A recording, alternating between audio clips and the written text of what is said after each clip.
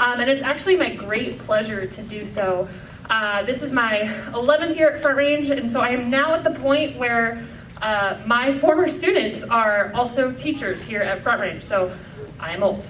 But one of the coolest things for all of us who are here, but for me especially, since I'm up here, I started teaching here when I was 22, and Nicole Funk, who's frozen on the screen, was my first class of students, first period in 7th grade, and I taught Nicole for the next 6 years of English, because that's how small schools work, is they grow up and I just follow you.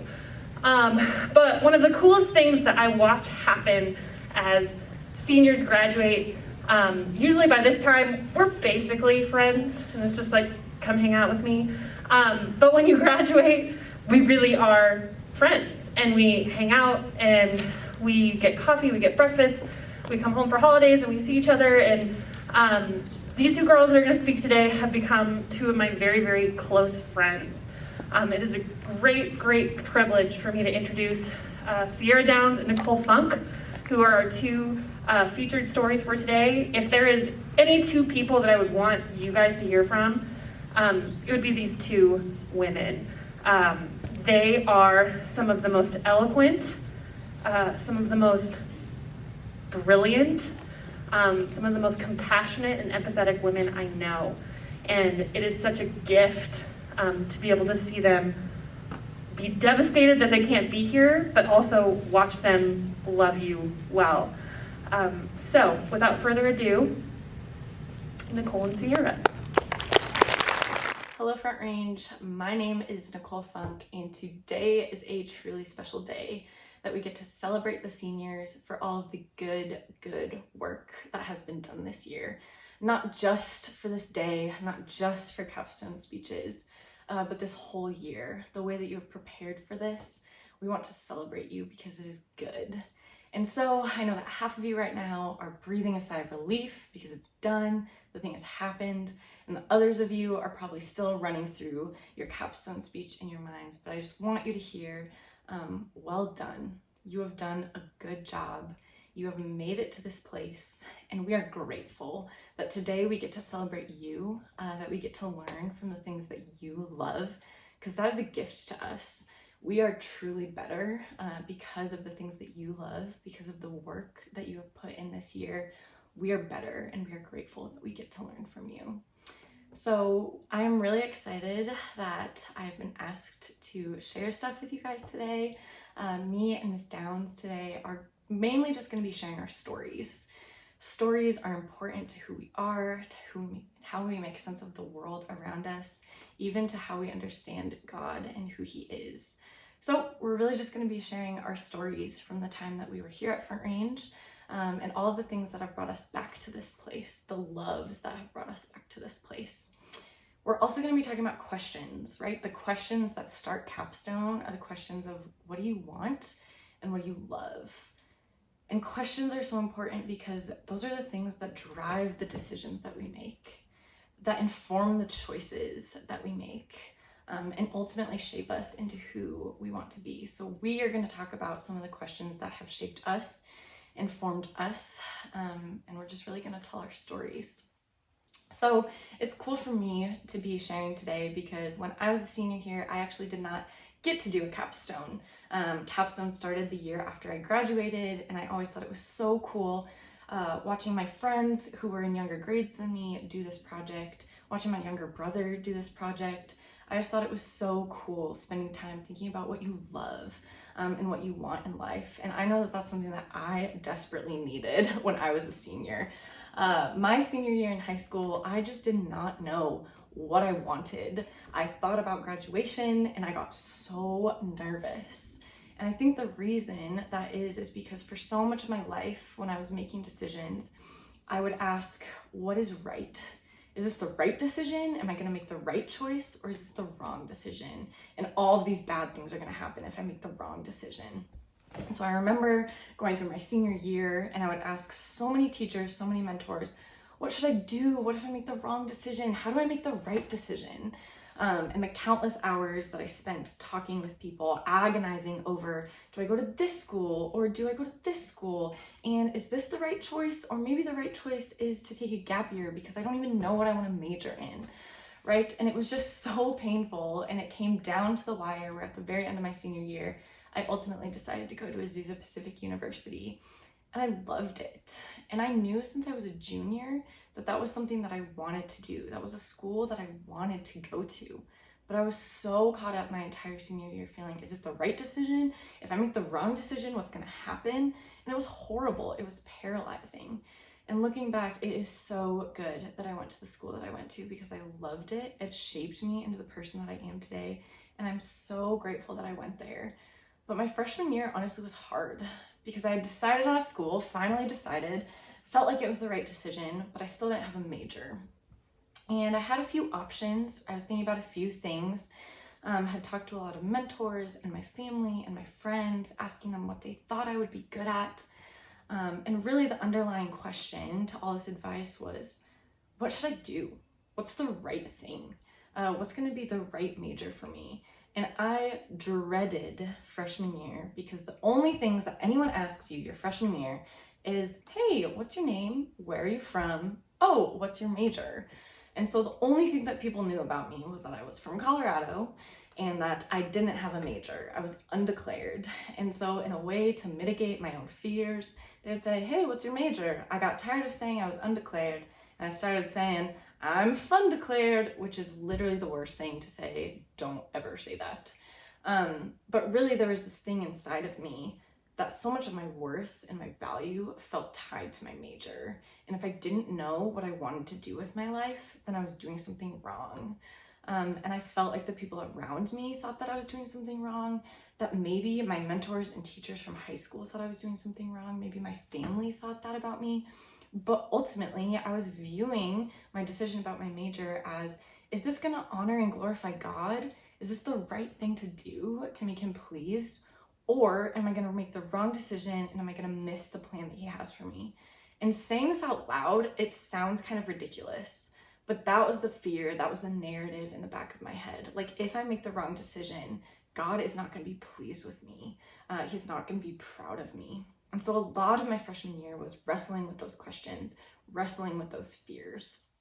And when I got to my sophomore year, I had started to kind of narrow down, right, the things that I thought I wanted to do, the things I thought I was good at. And so one of my main ideas was, okay, maybe I could be an English teacher. I loved English in high school. I loved my English teacher, and maybe that's something I would love and be good at. The other main thing I was thinking about was ministry. I had always felt called to ministry. So I was like, okay, these are kind of some options. Started taking class at the beginning of my sophomore year because I had ran out of general elective credits to take. And I went to one day of English class and I said, nope, this is not it. This is not for me. I can't do this. But there was something about teaching that felt really compelling to me. And I thought back to high school and I talked to a lot of friends and I was like, you know, I loved Bible class. Like, I wonder if I could be a Bible teacher. And so, because I had good friends who knew me well, they set a deadline for me to make a decision about my major. And I agonized over if it was the right or the wrong thing, but ultimately ended up picking a major called Christian Ministries. So I started taking the classes. I felt pretty good. In that second semester of sophomore year, I went and studied abroad in South Africa. And this was something that I wanted to do since I picked APU as my school. I knew I wanted to study abroad in South Africa. And that was a place where I really started to discover what I loved. I knew that I loved being a part of a small community. We were 40 people in a cohort, right? I loved sharing meals together every day, the idea of table fellowship, of knowing one another well.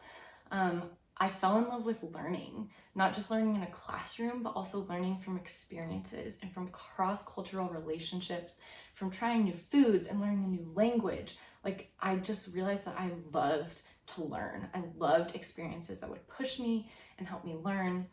I also got to work with a really cool organization that focused on community development. So basically empowering people who just lived in poor areas and poor neighborhoods, recognizing that the gifts and resources that they needed to thrive were actually already in that community. And so it was more focused on discipleship and empowerment than anything else. And I just fell in love with that organization. I fell in love with the idea of community development, of empowering people, of encouraging people. And so when I came back from South Africa, my mom was convinced that after college, I was moving there, I was gonna live there. I just loved it. And so as I headed into my junior year, I really thought that the nonprofit sector was gonna be something that I loved and something that I wanted to do. I wanted to help people, I wanted to serve, I wanted to see people empowered, I wanted to see justice and goodness in the world. And so I was like, yeah, nonprofit is the thing for me. And the more that I thought about that, I was like, well, if that's the thing I want to do, did I pick the right major? Like, I don't know. And so I seriously, my junior year of college, started going to academic advising, figuring out if I could switch my major at semester, was about to change my major to communication studies, but had some friends that were like, Nicole, what are you doing? Like, why are you doing this thing? You know what you love. Stick with the thing that you love. And so instead of switching my major completely to communication studies, I actually ended up adding biblical studies to my major. And not because I felt like it was right or wrong, but because I was like, that's the thing I love. Those are the classes that I enjoy going to, the classes that I don't care what time they're at, I'm gonna wake up and go to them and be excited to learn. And so that was kind of how I ended my junior year. And as I headed into my senior year, all of high school Nicole's insecurities and fears started coming out again. Oh my gosh, what if I make the wrong decision? I need to make the right one. I want to make the right decision. And so as part of my major, we had to do an internship. I found an internship working with high schoolers. It was a high school ministry internship at a church, and I was in charge of the student leadership team. So I got to do leadership development. I got to work with students, empower them. They would create their own events.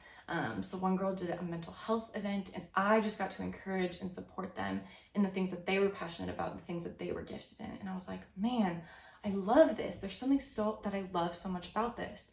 So that put church ministry back on my radar, right? And so as I'm going through my senior year, I started collecting all these different options. Like, I could do that, I could do that. I think I would enjoy that. And I specifically remember this one conversation with a really good mentor of mine. And I was like, so here's all these options. This is what I'm thinking about, trying to get her advice, being like, what do you think I should do? Which was my question all of my life, to academic advisors, to professors, to friends. What should I do? What's the right thing to do? And she just looked at me, and I'll never forget this moment where she said, Nicole, what do you value? And up until that point, I had known the things that I enjoyed. I knew the things that made me feel alive, that made me feel the most myself. But I don't think I had ever begun to articulate, this is what I value, this is what I care about, and this is what I love. So through conversations with this mentor, I started to identify those things so that when I applied and was accepted to a certain job, I felt like I could say yes. And that job was a job in Ecuador. It was a study abroad position where I would be doing mentorship and discipleship, kind of a residence life position with college students, with college-age girls. And I was like, this is it. This literally feels like the dream job. This is the right thing. Every decision I've made has led up into this point. Like, this is perfect. And I felt so grateful. And I was like, thank you, Lord, for giving me this job in a different culture, right? Incorporating something that I love so much about South Africa, incorporating my love for discipleship and mentorship and leadership development, incorporating my love for learning because it was a study abroad. And I was like, this is perfect for me. And so I accepted the job, and a week later, COVID hit. So as time went on, I started realizing, I don't think I'm gonna get to go to Ecuador. And in June, following my senior year, I found out that they wouldn't be having students, that I wasn't gonna be going to Ecuador. And I was devastated because I had finally felt like I made the right decision. And so I was like, God, if I made the right decision, if this felt so right to who I am, to who you've created me to be, then why is this happening? And I was pretty distraught, but it was about a week or two after that I got a text from Eli Spector saying, hey, I know you're supposed to go to Ecuador, but we have this open Bible position, teaching position at Front Range. Is there any chance you'd want to apply? And immediately I was like, no, I'm not gonna go back to the school that I went from 1st grade to 12th grade to teach middle school Bible. Like, that was my plan a while ago. It's not what I want to do anymore. But the more I started to think about it, the more I realized that the things that I loved and valued about this job in Ecuador would also be very real in this job at Front Range. I care about people feeling empowered and equipped to live out their calling, who God has called them to be. I care about discipleship. I love learning, and I love learning about the Bible. And so the more I started to think about it, the more I realized that this was a good fit for me, so that a yes felt really easy. And so when I looked back on all the decisions that I made, I realized that the question never should have been if this is the right decision or if this is the wrong decision. Life is way too gray. You're never gonna make all the right decisions, and you're not gonna make the wrong decisions and miss out on God's plan for your life. I realized that the things that I loved and enjoyed the most throughout college were simply the things that I wanted to do, the things that I cared about, the things that I believed in, and the things that I loved, right? That was going to South Africa. That was an easy decision because I wanted to do it. That was when I got to study abroad in Israel because it was something I wanted to do. That was my involvement with a program called the Alpha program, which was essentially the orientation program at my school that I was involved in all 4 years at college. That program shaped me the most. It was an easy yes because it was a program that I believed in. It was about welcoming and inclusivity and about leadership development and making people feel known and heard and loved. It was service oriented, which was something that was really important to me, right? We would do leadership training trips up in San Francisco, working with people experiencing homelessness. And through that program, I learned so much of what I loved. And so it was an easy yes every year when I was able to reapply for a new position. Like, yeah, that's what I want to do. This is what I feel alive doing. I believe in it. It's something that I love. And it's a people that I feel like I belong with. And so when I look back at my story, the decisions that shaped me the most were the things that I said yes to because I wanted to. Not because it was right, not because it was wrong, but because simply I wanted to. And so I know that you've been asked this question time and time again of what do you want? But I hope that you can take away something from my story, that when our loves are correctly oriented, it will bring us to the places that we love. And so even this year, when I had the opportunity in February, the opportunity to actually go to Ecuador this upcoming year, I thought about it and I looked at the people that I worked with and this place that I believed in, and the position that I was given. And I was like, a good thing is in front of me. I'm gonna say yes to the really, really good thing that is right in front of me. And so I hope that you guys can say yes to the really good things that are right in front of you. Hello, Front Range community. I'm Miss Downs, and I am the history teacher here. I am so excited to be sharing with you guys today, to be celebrating our seniors together. Miss Funk did a great job of just expressing our gratitude to all of the seniors who put so much work into what this day is. And I kind of feel like I have a little bit of a leg up on everyone else who gets to congratulate you guys today, because I have actually done capstone myself. I was a part of the first class who ever did capstone here at Front Range. We were kind of the guinea pig class. We got to be a part of this vision casting of this capstone experience with Mr. Spector and Mr. Butler and all the other faculty and people at this school and this community who came alongside us as we went through this first year with its ups and downs. And probably the best word I could use to describe it was just a little unpolished. It was pretty confusing and overwhelming, and it looks pretty different today, but the core things about what capstone was for me have stayed the same as I see the things that you guys have created and what capstone looks like today. Namely, some of those questions that Miss Funk has mentioned. The questions of what do you want and what do you love? These things that drive who we are. Those are the questions that we were asked every single day in senior sem, to the point where some of me and my friends, when we went off to college, I was with a couple new friends my freshman year, and someone asked at like a counter when I was buying food, someone looked at me and said, "What do you want?" And I literally had like a panic attack. My friends were like, "Are you okay?" I was like, "You just don't understand."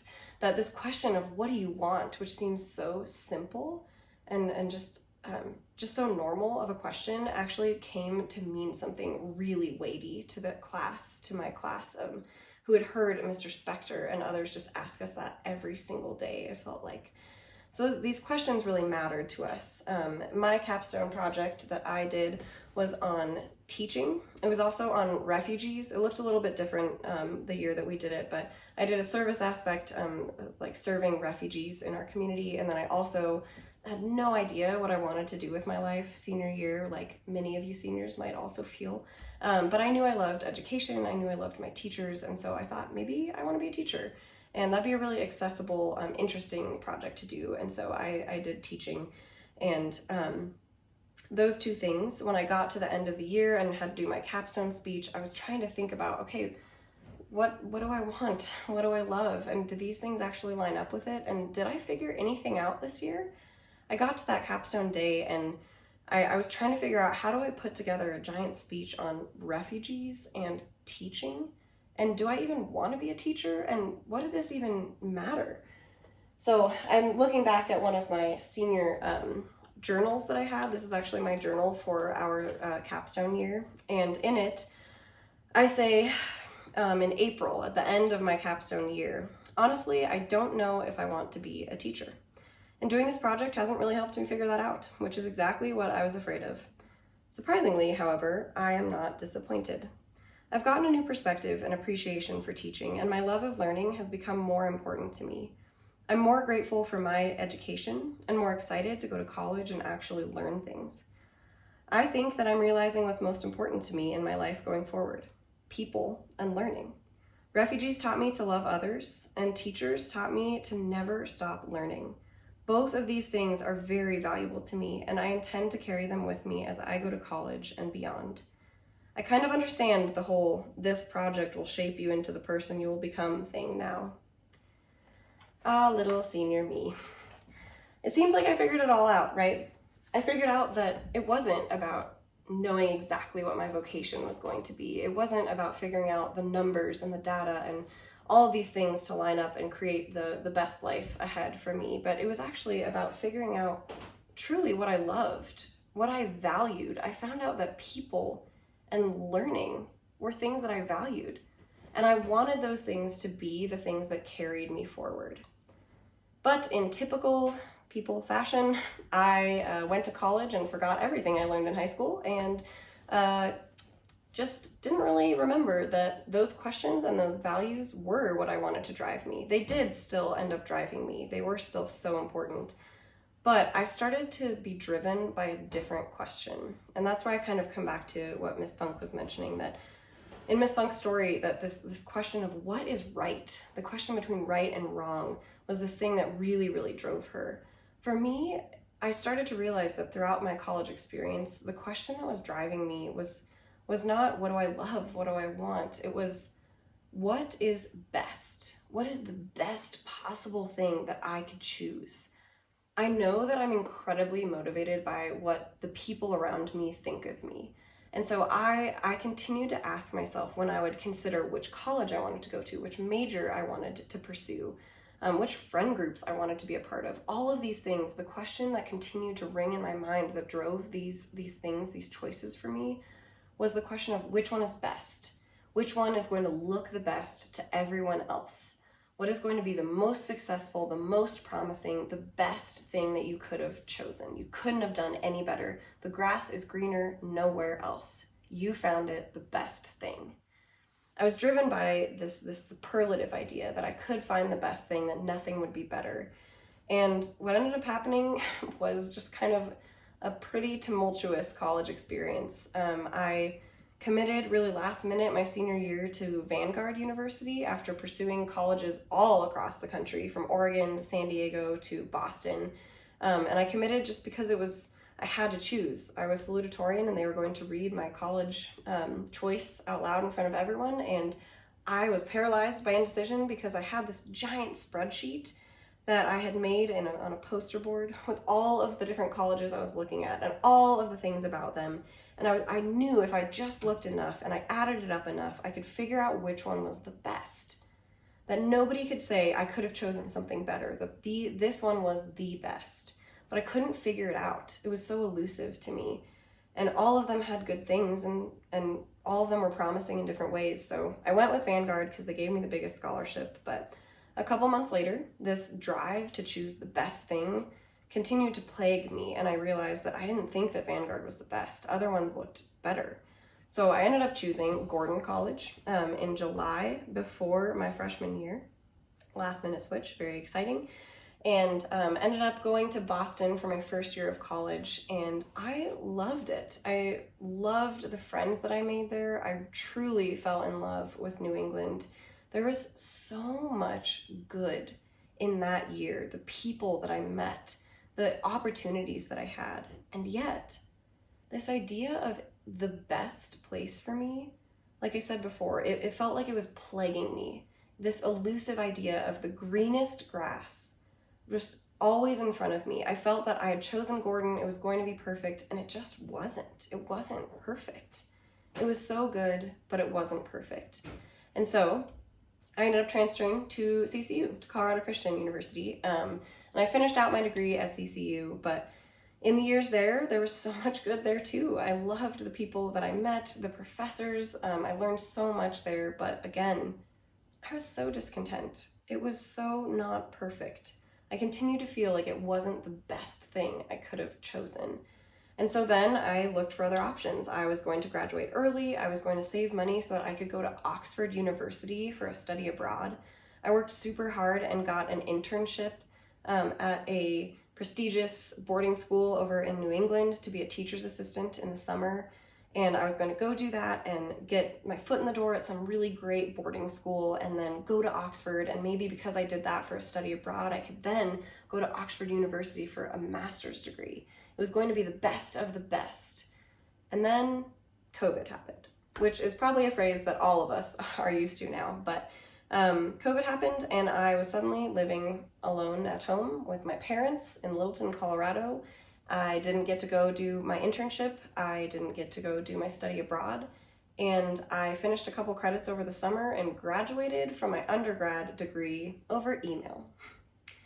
So all of these things, these chasing for the best possible college experience, every time I had looked at other places and thought, the grass is definitely greener over there.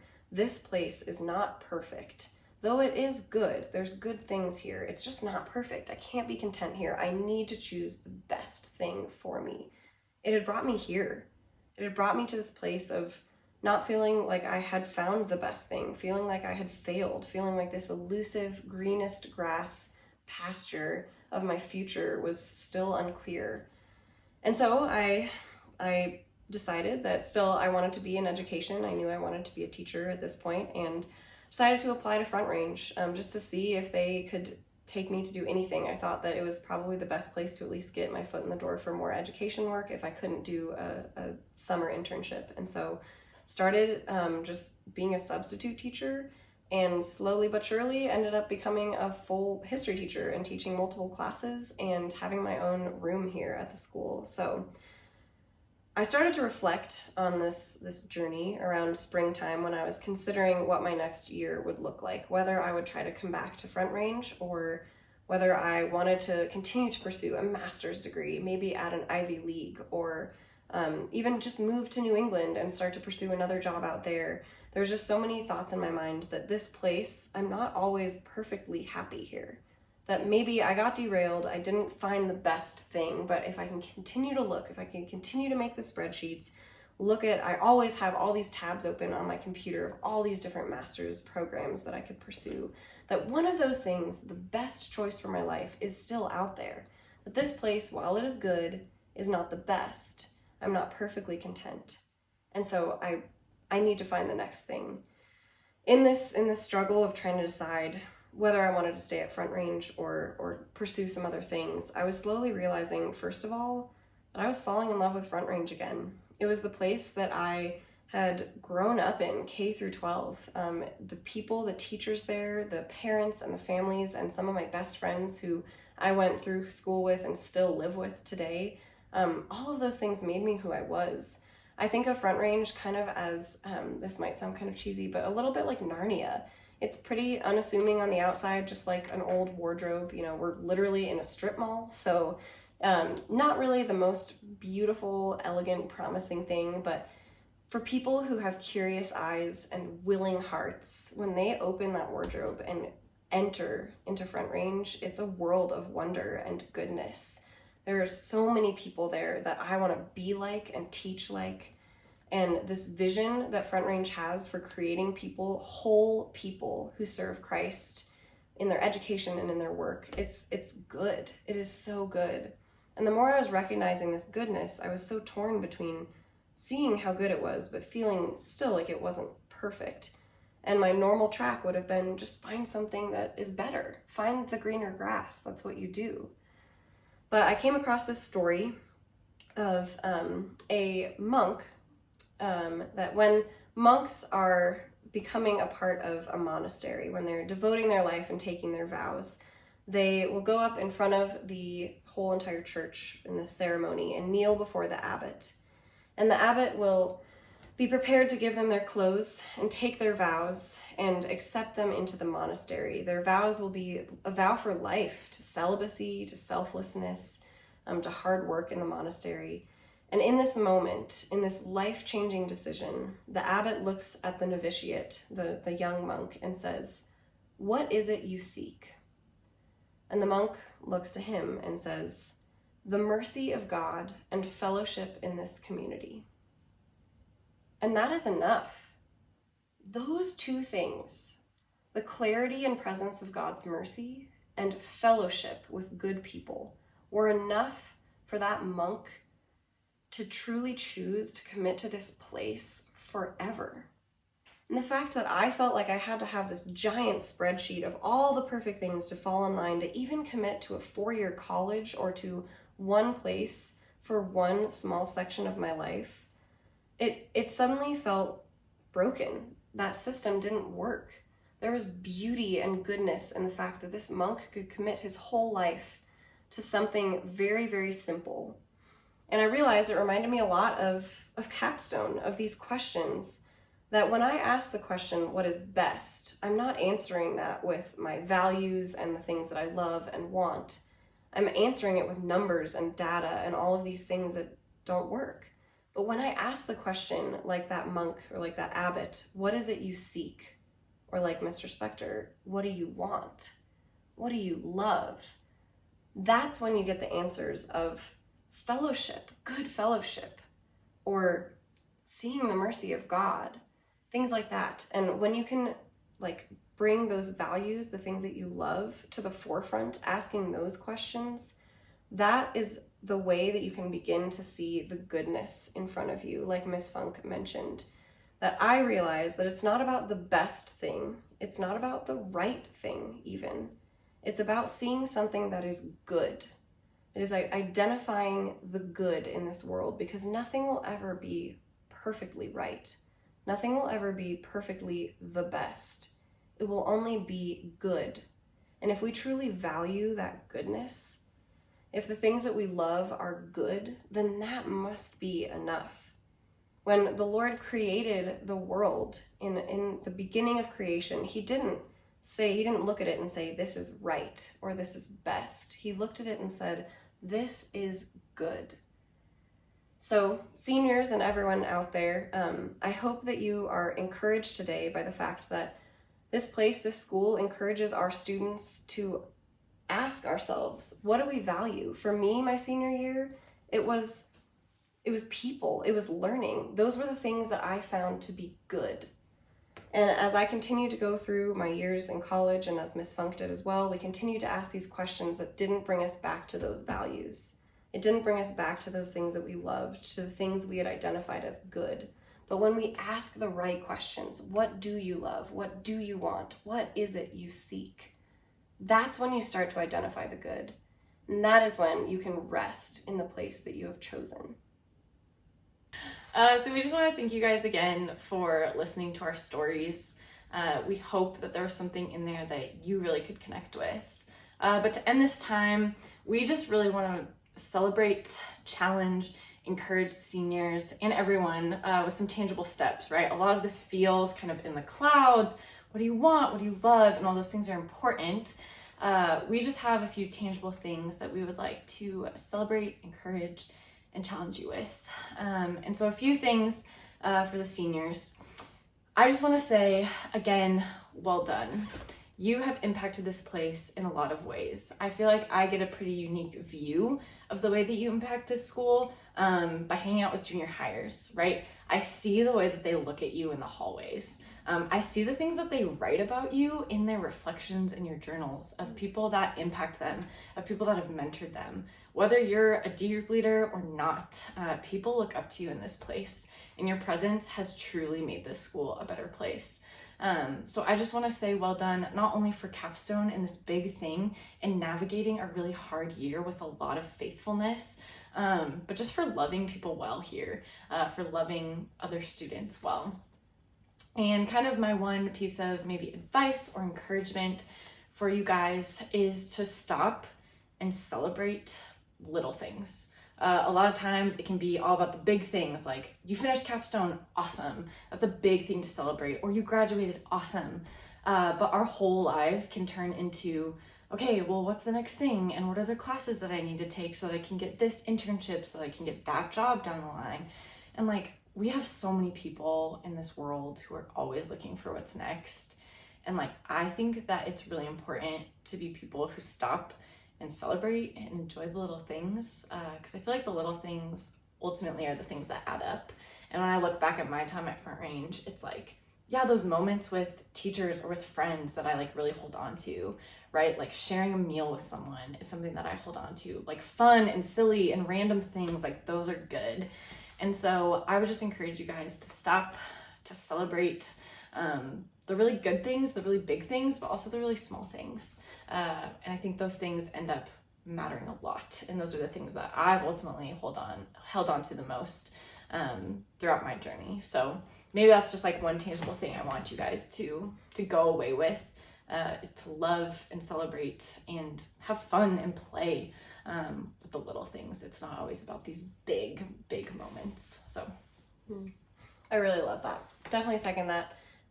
Yeah, just along those lines, I just want to celebrate you guys. It's been so cool, I think, for both of us to step back into this place with like, we actually do have memories of some of you guys as younger students. It's just fun. Like when I was an upperclassman, Lindsay Morgan was in my D group, and I actually still have some pretty great selfies that she took of herself when she stole my phone. So Lindsay, know that I'll be putting those in the senior slideshow for you. But yeah, like people like Lindsay and like Josh Herring, who's the younger brother of one of my best friends who tagged along in a bunch of our high school shenanigans. Being able to see you guys in your senior year leading this school in such a tough year through COVID. You guys have lost so many things, and yet you've been so intentional with relationships here and with each other, and just with leadership. And so, yeah, just so impressed with you guys, so proud of you, seeing you guys grow through. And for many of you who I didn't know when you were younger, just still so impressed with what you've done this year. This senior class has just a great reputation in our school. So stepping into it this year and seeing that is so encouraging.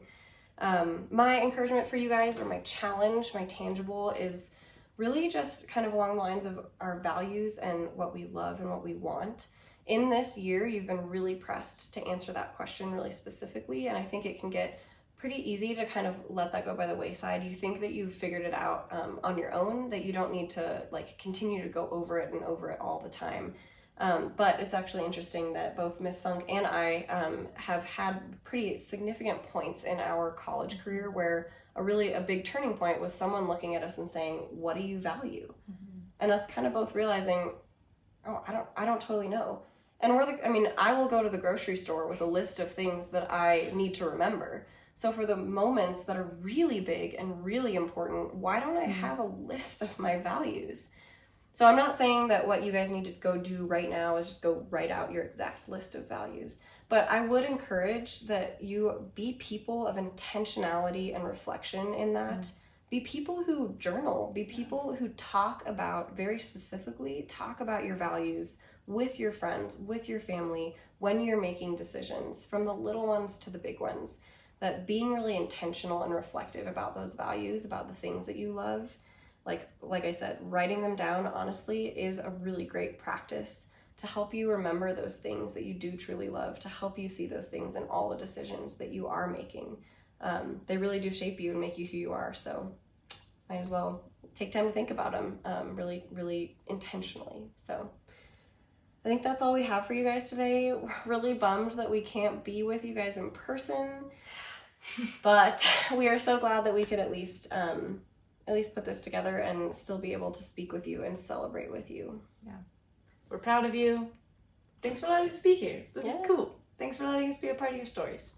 Thanks, Front Range.